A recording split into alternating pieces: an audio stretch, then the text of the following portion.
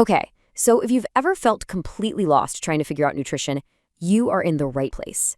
We're going to cut through all the noise and give you the honest-to-goodness owner's manual for your body by focusing on the three big things that matter most: macronutrients. I mean, you've heard all this before, right? One day, carbs are public enemy number one. The next day, it's fat that's the villain. Then some guru tells you to eat nothing but protein. It's confusing, it's contradictory, and let's be honest, it's just exhausting to keep up with.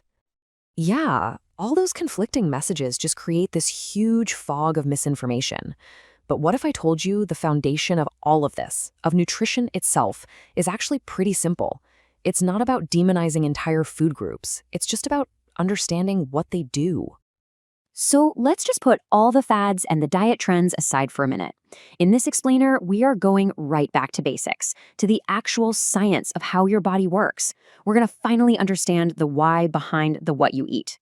Let's dive in.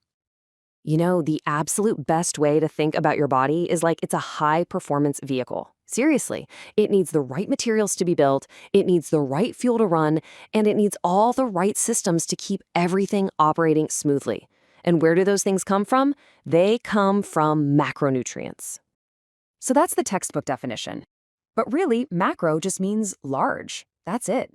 It's because your body needs these three specific things in pretty large quantities every single day just to function. They are the absolute non-negotiables for life itself. And this, right here, perfectly illustrates our machine analogy. Think about it. Protein is the physical structure, the steel frame, the engine parts. Carbohydrates, that's the gasoline, the high-octane, go-fast fuel. And fats, well, they're the crucial electrical systems and the engine oil that regulate everything. You need all three. So let's start with the chassis. So let's talk about protein. In the fitness world, it gets all the attention, and you know what? It's for a very good reason. Protein is, quite literally, what you are made of. Now, while everyone knows protein builds muscle, its job is so much bigger than that. It's the architect of your entire body. It forms your skin, your hair, it creates the enzymes that digest your food, and the antibodies that fight off sickness. Without enough protein, the whole structure just starts to crumble. Now, here's where it gets really interesting. This whole idea of essential amino acids. See, when you eat protein, your body breaks it down into these little building blocks, but there are 9 of them it absolutely cannot make on its own. You have to get them from your food. If you don't, your body has no choice but to start breaking down its own muscle tissue to get them. That's how critical they are. And get this, protein has this cool trick up its sleeve. It costs energy to use energy. It's called the thermic effect of food.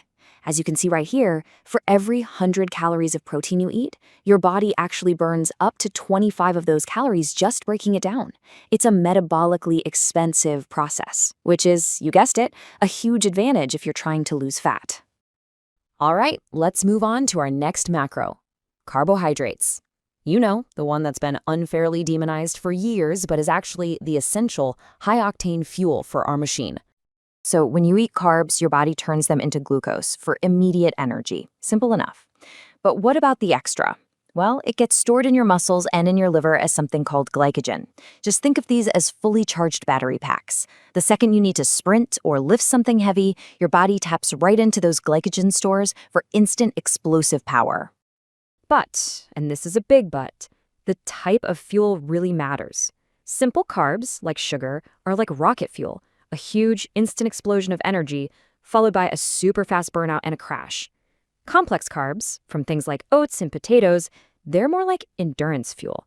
They break down slowly, giving you a steady, reliable stream of energy for hours, with no crash. And here's a super crucial point that often gets missed. Carbs actually help you build muscle. They trigger a hormone called insulin. And right after a workout, insulin acts like a key, unlocking your muscle cells so that protein and glucose can rush in and start the repair process. It's an incredibly powerful anabolic, or growth-promoting switch. Okay, now for our final and maybe the most misunderstood macronutrient of them all: fats. If protein is the chassis and carbs are the fuel, then fats are the complex electrical and regulatory systems that make the whole machine work the way it's supposed to.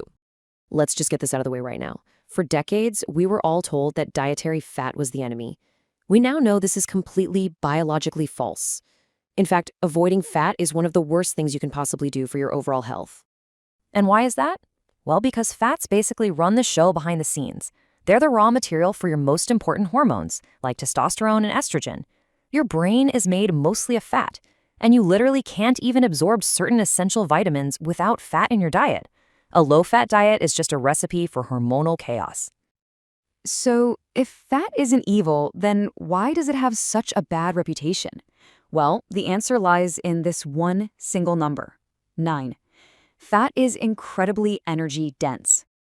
And this chart just illustrates the point perfectly. I mean, look at the difference. Both protein and carbs have 4 calories per gram. Fat has more than double that, clocking in at 9 calories per gram. This just means a small handful of nuts or a tablespoon of olive oil contains a massive amount of energy, which makes controlling your portions absolutely critical. And just like with carbs, quality is everything. Unsaturated fats from things like avocados and olive oil are protective for your body. Saturated fats from things like butter and animal products, they're generally neutral, fine in moderation. But man-made trans fats, they are pure poison. They serve zero purpose in your body and should be avoided at all costs. So, we've looked at the chassis, we've looked at the fuel, and we've looked at the electrical system. Now it's time to bring it all together and put you in the driver's seat. And here's probably the most important takeaway of this whole thing. There is no one-size-fits-all answer. There's no perfect ratio. An endurance athlete's fuel mix is going to look completely different from a bodybuilder's.